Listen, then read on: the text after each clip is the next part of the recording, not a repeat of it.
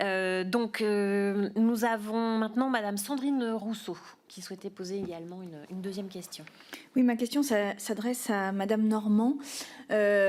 Les essais nucléaires ont donné lieu à des déchets nucléaires qui ont été entreposés soit en creusant dans le sable, soit ils ont été océanisés, c'est-à-dire qu'ils ont été jetés dans l'océan.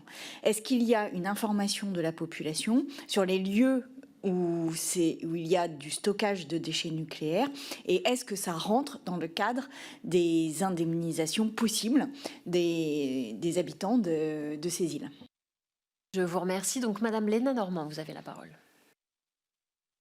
Oui, merci. Alors, il faut savoir que ce sujet a été pendant très longtemps tabou. C'était très sensible, il ne fallait pas en parler.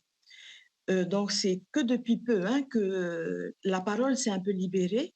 Et donc, en fait, le Polynésien commence tout juste à connaître un peu son histoire. Oui, on commence à savoir effectivement qu'à Hau, il y a des déchets qui ont été jetés à la mer, par-ci et là.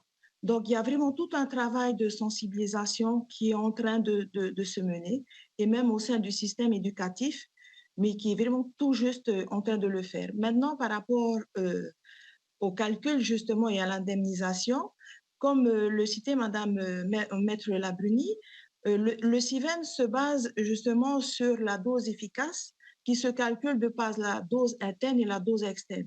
Donc maintenant, en fait, c'est l'impact, sachant que le Polynésien, il se nourrit essentiellement des produits de la mer et de la terre.